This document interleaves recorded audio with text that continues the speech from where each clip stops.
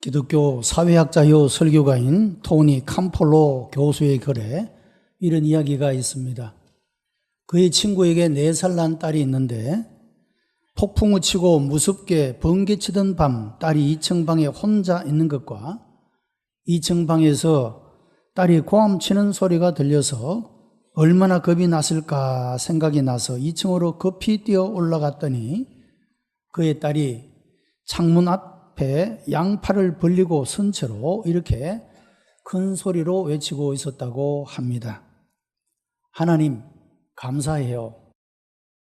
제 사진 찍어주실 거죠?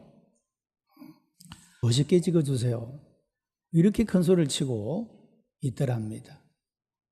여러분, 사람이 누구라도 번개가 치고 천둥이 치고 여러분 폭풍우가 칠 때 번쩍거리는 그 빛을 무서워하지 않는 사람이 누가 있겠습니까? 그런데 이 천진난만한 이 아이는 하나님이 내 사진을 찍어주시려는가 보다. 멋있게 찍어주세요 라고 그렇게 이야기를 하더라는 것입니다. 그날 밤 그 친구는 이런 자기 딸을 자기에게 보내준 그 하나님, 이 딸이 마치 하나님이 보낸 천사와 같이 느껴졌다. 그리고 그 두려운 밤이 잊기 어려운 행복한 밤이었다라고 고백을 하더라는 것입니다. 이 캄폴로 교수 또한 자기 친구의 이런 천진난만한 딸의 이야기를 통해 감사의 진정한 의미와 인생을 바라보는 시각을 교정할 수 있었다. 그렇게 고백을 하고 있습니다. 여러분, 우리의 삶 속에 이와 같이 천둥이 치고 어두운 우리를 두렵게 하는 이런 일들이 우리의 삶 속에 나타나는 순간이 있겠지만, 그러나 그 가운데서도 하나님은 또 다른 아름답고 새로운 역사를 이루어가는 그런 모습을 볼 수가 있다는 것입니다. 오늘 본문은 한 여자의 사건이 일어나는 그런 상황을 말씀을 하고 있습니다. 이날도 역시 폭풍우 몰아치고 뇌성이 울리는 밤과 같았다 할 수가 있습니다. 당시에 가장 대표적인 종교인들인 대지상들과 서기관들이 예수님을 죽이고자 모의하던 그런 밤이었기 때문입니다. 그런데 바로 그 밤에 인류 역사의 가장 아름다운 감사의 사건이 일어나고 있다는 것입니다. 본문 3절에는 한 여자의 사건이라고 기록하고 있습니다. 그러나 이 한 여자의 헌신은 숨겨질 수 없는 역사적 사건이 되고 있다는 것입니다. 9절 말씀에 보면 온 천하에 어디서든지 복음이 전파되는 곳에는 이 여자가 행한 일도 말하여 그를 기억하리라 하시니라. 그렇게 말씀을 했습니다. 주님께서 친히 옥합을 깨뜨려 감사를 드린 이 여인의 위대한 헌신을 하나님 나라 역사에 가장 기억할 만한 헌신으로 그렇게 인정하고 계시는 것을 보게 되는 것입니다. 우리도 변함없는 하나님에 대한 사랑과 그 은혜에 대한 감사를 가지고 우리들도 끝없는 충성과 헌신과 봉사와 섬김의 삶을 살아갑니다. 우리도 어떻게 하면 이 마리아의 헌신과 같이 위대한 헌신의 삶을 살아갈 수가 있을까? 첫째는 우리가 할 수 있는 곳에서 이런 헌신을 드릴 수 있어야 한다는 것입니다. 본문 3절에 보면 예수께서 베다니 나병 환자 시몬의 집에서 식사하실 때라고 말씀을 합니다. 이 감사의 위대한 사건이 일어난 곳은 바로 한센 환자였던 시몬의 집이라고 말하고 있다는 것입니다. 성경학자들은 본래 이 한센 환자였던 시몬이 예수님에 의해서 치유를 받은 후 감사함으로 예수님을 모시고 예수님께 대한 감사의 잔치를 바로 그 잔치였다라고 말하고 있습니다. 그는 이미 치유를 받았지만 이웃들은 아직도 그를 한센 병자 시몬이라고 부르고 있는 모습을 보게 됩니다. 어쨌든 이 식사는 일상의 식사가 아니라 시몬의 가족들이 공개적으로 예수께서 그의 가정에 내려주신 이 놀라운 은혜에 대한 그런 감사의 자리였다라고 하는 것입니다. 우리가 마가복음과 요한복음을 비교해서 본문의 말씀을 들여다보면 좀 더 상황을 객관적으로 이해할 수 있게 됩니다. 요한복음 12장 1절로 2절을 보면 유월절 엿새 전에 예수께서 베다니에 이르시니 이곳은 예수께서 죽은 자 가운데서 살리신 나사로가 있는 곳이라. 거기서 예수를 위하여 잔치할세 마르다는 일을 하고 나사로는 예수와 함께 앉은 자 중에 있더라. 그런 말씀이 나옵니다. 이어서 3절 이후에 마리아의 헌신이 소개되어 나옵니다. 이 잔치는 예수께서 베푸신 은혜에 대한 그런 감사의 잔치였다라고 하는 것입니다. 그리고 이 잔치는 한센병자였던 시몬의 집에서 열리게 되었다는 것입니다. 그는 이 집의 주인으로 호스트가 되어 주님께로부터 은혜 받았던 그 사람들을 자기 집에 다 초청하고 그 모든 사람들이 다 주님이 주신 그 은혜에 함께 감사하는 그런 잔치를 베풀고 있다는 것입니다. 이 식탁에는 나사로도 그곳에 있었다라고 말하고 있습니다. 베다니 말을 말할 때 죽은 자 가운데서 살리신 나사로가 있는 곳이다. 그렇게 성경은 증거를 해주고 있습니다.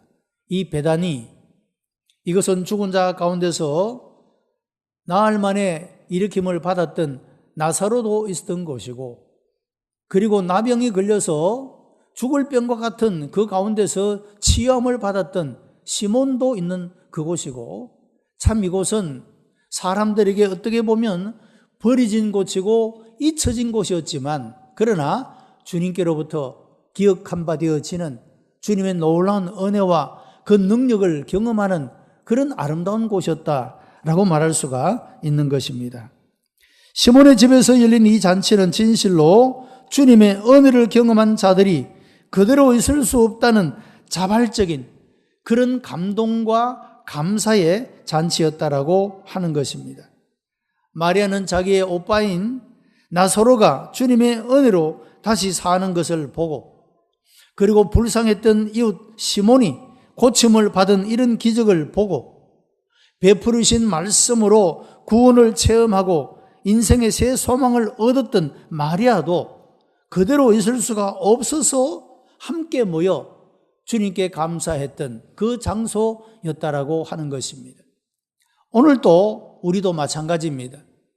우리의 삶 속에 출생의 날로부터 오늘에 이르기까지 주께서 우리 가운데 함께 하셨고, 우리를 죄악 가운데서 구원하시려고 육신의 몸을 입고 이 땅에 오셨으며, 우리의 죄를 대속하시려고 죄 없는 분이 죄 있는 자가 되어 십자가의 고통을 겪으셨고, 그 십자가에서 피 흘리심으로 우리의 모든 죄를 대속하시며 우리를 모든 멸망으로부터, 어둠과 죄악으로부터 우리를 건져 주셨다고 하는 것입니다. 우리는 모두 이런 은혜를 받은 사람들이고, 오늘 우리가 이 예배 자리에 나온 것은 각각의 다 나름대로 주께서 우리에게 베풀으신 그 은혜에 감사하고 그 주님을 찬양하기 위해서 오늘 우리가 이 자리에 모인 줄로 믿습니다. 베다니 시몬의 이 집이 바로 그런 감사의 자리, 주님께서 우리에게 베푸신 하나님이 행하신 그 큰 일을 기억하면서 감격 속에 감사함으로 모였던 그 장소가 바로 베다니 나병 환자 시몬의 집이었다라고 말하고 있는 것입니다. 우리가 하나님 앞에 나와 예배 드릴 때마다 하나님이 우리에게 베푸신 은혜, 하나님이 우리를 위하여 행하신 이 모든 일들을 잊지 않고 기억함으로 우리 모두에게도 늘 감격과 감사와 자발적인 이런 기쁨이 넘쳐나는 예배자가 되기를 주님의 이름으로 축복합니다. 이 마리아는 할 수 있는 것으로 주님께 헌신했습니다. 마리아는 이런 감사의 자리에 주님께서 행하신 은혜를 받았던 간증이 있는 사람들이 다 한자리에 모여 그 주님의 은혜를 참여하는 이곳에서 이 마리아도 생각을 해보게 됩니다. 나는 무엇으로 주님께 감사를 드릴까? 여러 모양으로 생각을 하게 됩니다. 그리고 이 마리아는 아마도 그가 시집가기 위해서 준비해 두은 것인지 모르지만 그가 일생토록 고이 간직해온 옥합을 생각해내게 된 것입니다. 본문 5절에 보면 이 향유의 가치가 300데나리온 이상이었다라고 말하고 있습니다. 한 데나리온은 당시에 평범한 노동자의 하루의 품삯에 속합니다. 그 300데나리온이 넘어서니까 약 1년분의 노동자의 품삯에 해당되는 그런 비싼 향유였다라고 말할 수가 있습니다. 마리아는 기꺼이 주님이 베푸신 이 은혜에 대해서 망설이거나 주저하지 아니하고 이 옥합을 깨뜨려 그 향유를 예수님께 부어드리게 되었다라고 하는 것입니다. 이 일은 마리아가 할 수 있는 헌신이었고 또 해야 할 헌신이라고 믿었기 때문에 이와 같이 행동을 했다는 것입니다. 여러분, 이 일에 대하여 다른 사람들은 화를 내고 이 일이 어리석은 낭비라고 그렇게 책망을 했다라고 성경은 말합니다. 그러나 여러분, 예수님은 달랐습니다. 6절의 말씀을 보면 예수께서 이르시되 가만두라. 너희가 어찌하여 그를 괴롭게 하느냐. 그가 내게 좋은 일을 하였느니라고 말씀하고 있습니다. 이 좋은 일은 아름다운 일로도 번역할 수가 있습니다. 그것은 아름다운 사랑의 낭비였다, 그런 말입니다. 여러분, 성경은 가장 아름다운 가치가 있는 낭비가 헌신 혹은 헌금이라고 가르쳐 주고 있습니다. 왜냐하면 주님께서 기억하시기 때문이고 영원한 사랑의 흔적을 남기는 일이기 때문이라고 하는 것입니다. 예절은 최소한의 의무에서 끝나지만 사랑은 최선의 헌신으로 나타나는 것을 볼 수가 있습니다. 이 마리아의 이 헌신은 참으로 자기가 할 수 있는 최선을 다해서 그 기회를 잃지 않고 주님께 헌신했던 그런 모습을 볼 수가 있다는 것입니다. 일본의 그리스도인 사회 사역가였던 이시 주지라고 하는 분이 계십니다. 어느 날 맹인 한 사람이 그를 찾아와서 자기의 우울증을 호소하며 어떻게 밝게 사는 비결이 없을까를 질문했습니다. 이때 이분은 여러 가지 질문을 던집니다. 당신은 점자 성경을 읽을 수가 있느냐 하니까 읽지를 못한다고 했습니다. 안마를 할 수 있느냐 하니까 그건 할 수 있다고 했습니다. 교회에 나가느냐 하니까 교회에 나가고 있다고 했습니다. 11조를 드리느냐 하니까 아직 못하고 있다고 대답을 합니다. 그래서 이분은 이 맹인에게 두 가지를 실천해 보라고 권유를 했습니다. 첫째는 안마를 통해서 얻은 수입을 그 11조를 주님께 드려라. 그리고 두 번째 11조는 당신보다 불쌍한 이웃들을 구제하고 섬겨보라. 이렇게 권면을 했다고 합니다. 이분은 우울증에 시달리며 살아왔던 그 가운데 이 선생님의 가르침을 듣고 그대로 실천을 하게 되었습니다. 한 달 후에 이 맹인이 선생님을 찾아와서 이런 고백을 했다고 합니다. 제 일생에 한 번도 가져보지 못한 행복감과 기쁨이 제 마음에 넘쳐나고 있습니다. 그런 고백을 했다는 것입니다. 이 선생님은 이 맹인에게 할 수 없는 것을 요구한 것이 아니라 그가 할 수 있는 것을 그리스도의 정신으로 할 수 있도록 안내한 것뿐이었다라고 하는 것입니다. 여러분, 아름다운 헌신은 인생을 아름답게 하는 것임을 기억할 수 있게 되기를 바랍니다.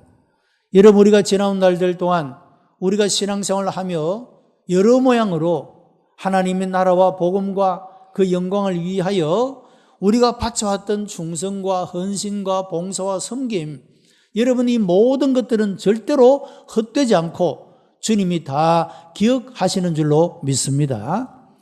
여러분, 그렇기 때문에 우리가 선을 행하다가 낙심하지 말아야 된다라고 하는 것입니다. 선을 행하다 낙심하지 말지니 때가 이름에 거두리라고 말씀을 합니다. 때때로 우리가 교회 안에서 우리가 좋은 일을 하고 선한 일을 하나님의 나라와 영광을 위하여 우리가 헌신하고 봉사할 때 이런 모든 사람들이 다 박수를 치거나 알아주거나 인정해 주는 것은 아닙니다. 어떤 이들은 시기심 때문에, 어떤 이는 질투 때문에 오히려 그 일을 비난할 때도 있다라고 하는 것입니다. 여러분, 그러나 우리는 코람데오 하나님 앞에서 살아가는 존재들입니다. 우리가 하는 모든 일들은 주님이 기억하시면 되는 것이지 꼭 사람의 박수를 받거나 칭찬을 받지 않아도 된다는 것입니다.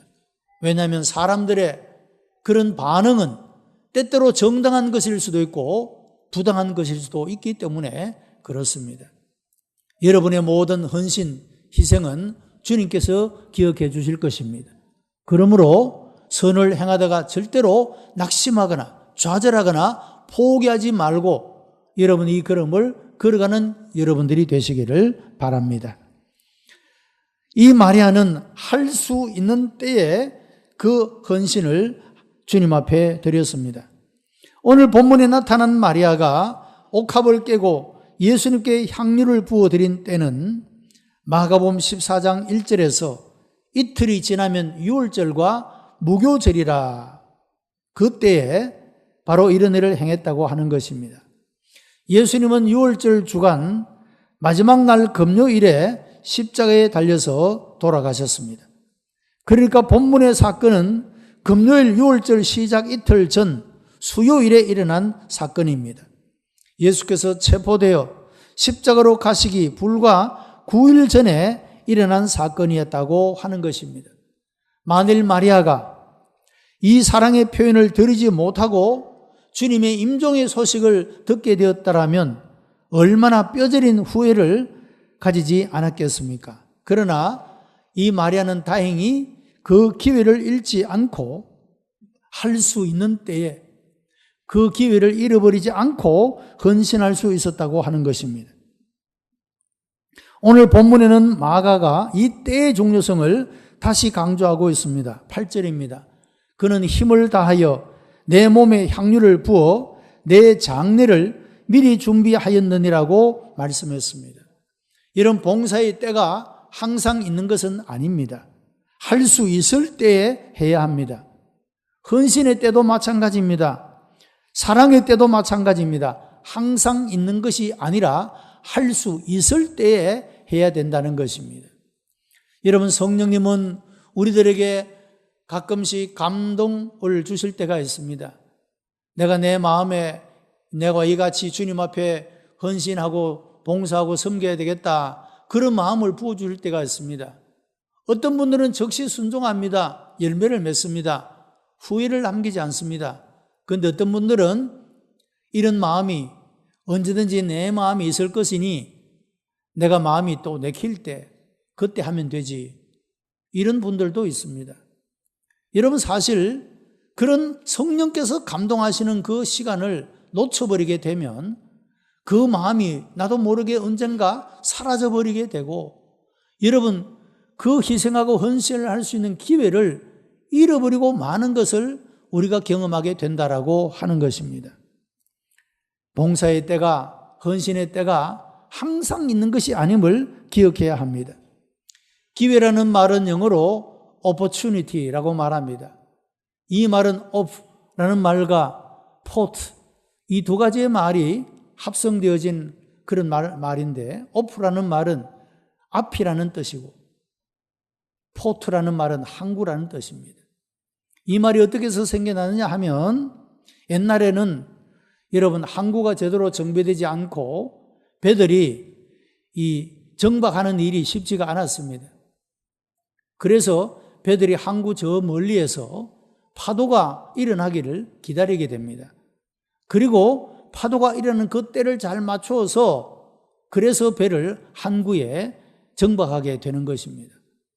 그 파도의 때를 놓쳐버리면 다음 파도가 일어날 때까지 또 기다려야 했다라고 하는 거죠. 기회라는 것이 무엇이냐? 그 파도가 일어날 때를 놓치지 않고 그때 항해를 해서 항구의 배를 정박시킬 수 있는 바로 그런 의미에서 opportunity, 기회라는 말을 사용하게 되었다라고 하는 것입니다. 여러분, 우리가 이 때를 놓치지 않고 응답해야 된다는 것이죠. 감사해야 할 때, 응답해야 할 때, 헌신해야 할 때, 여러분, 이 때를 놓쳐버리면 어쩌면 다시는 그 기회가 우리에게 오지 않을 수도 있기 때문이라고 하는 것입니다. 공정이라는 작가가 쓴 우리들의 행복한 시간이라는 이 책은 베스트셀러로 영화로 많은 사람의 가슴을 울렸던 것입니다. 이 내용은 시간의 제한이라는 운명 속에서 사랑을 다시 발견한 애절한 교훈을 담고 있습니다. 잘나가는 집안에서 태어난 교수로 가수로 인기와 돈을 누리면서도 3번이나 자살을 감행한 미대 교수인 유정, 그리고 3사람이나 잔인하게 사람을 죽이고 사형을 기다리는 사형수 윤수는 서로의 거울이 되어 인생을 다시 돌아보게 됩니다. 상처받고 상처를 주는 인생 속에서도 마음을 여는 순간 그들은 하나님의 사랑의 치유를 경험하게 됩니다. 그런데 문제는 다시 살 시간이 넉넉하지 않다라고 하는 것입니다. 사형수 윤수의 마지막 남긴 편지에는 그런 회환이 묻어나고 있습니다. 신께서 허락하신다면 살아서 마지막으로 내가 세상에 태어나 내 입으로 단 한 번도 해보지 못했던 그 말을 꼭 하고 싶었다. 사랑한다 라고 말입니다. 그렇게 독백을 합니다. 한 평론가는 이 책의 소감을 만회할 수 없는 시간의 독백으로 마무리를 하는데, 그래도 죽기엔 남은 삶이 너무 아깝지 않겠니? 내가 쓰레기통에 버리는 30분이지만 누군가에는 간절하고 또 간절하게 기다리는 그 시간이라고 말하고 있다는 것입니다. 여러분, 우리에게 주어진 하루하루의 날들은 하나님께서 우리에게 주신 새로운 기회들이라고 말할 수가 있습니다. 여러분, 어떤 이에게는 우리가 아무렇게나 써버리는 30분이라는 시간이 누군가에게는 간절히 사모하는 시간일 수도 있다라고 하는 겁니다. 이 시간만이라도 주어진다면 내가 마지막 삶에라도 후회 없이 내 인생을 살아갈 수 있겠는데 그토록 간절히 원하는 시간일 수도 있다라고 하는 겁니다. 여러분, 우리는 우리에게 주어지는 인생의 기회들을 어떻게 보내고 있습니까? 이것을 잘 선용하고 기회를 잘 활용하여 우리가 아름다운 열매를 맺는 삶을 살아가고 있느냐? 아니면 우리가 이 모든 것들을 그냥 무의미하게 허비해버리고 마느냐 하는 것입니다. 오늘 본문에서 마리아의 위대한 이런 헌신을 통하여서 우리 모두가 이런 귀한 교훈을 배우고 하나님이 우리에게 허락하신 그 날이 얼마인지는 우리가 알지 못하지만 우리 인생은 손바닥만한 인생이어서 우리가 다 헤아릴 수 있는 인생임을 기억하고 하나님이 우리에게 주신 이런 인생의 기회를 통하여 하나님의 나라와 영광을 위하여 영원히 남을 수 있는 가치들을 향하여 헌신하고 아름다운 열매를 맺어가는 복된 귀한 성도들이 다 되시기를 주님의 이름으로 축복합니다. 기도하십시다. 은혜가 풍성한 하나님, 감사와 찬송과 영광을 하나님 앞에 올려드립니다. 우리를 사랑하시어 성령으로 인도하시고 감동하여 주시며 매일매일의 삶을 하나님 앞에 응답하는 삶을 살아가게 하시니 감사하옵나이다. 아버지 하나님이여, 우리에게 주어진 이 모든 기회들을 헛되이 보내지 말고 우리가 최선을 다하고 마음을 다하여 우리의 삶을 담아가게 하시고 아름다운 열매가 가득한 그런 삶을 살아갈 수 있도록 주께서 예배하는 이 모든 이들 가운데 감동하시고 역사해 주시옵소서. 그래서 진실로 우리의 삶들이 하나님 앞에 의미가 있고 가치가 있고 보람이 있는 삶으로 가득가득 채워질 수 있도록 주님이 역사해 주시옵소서.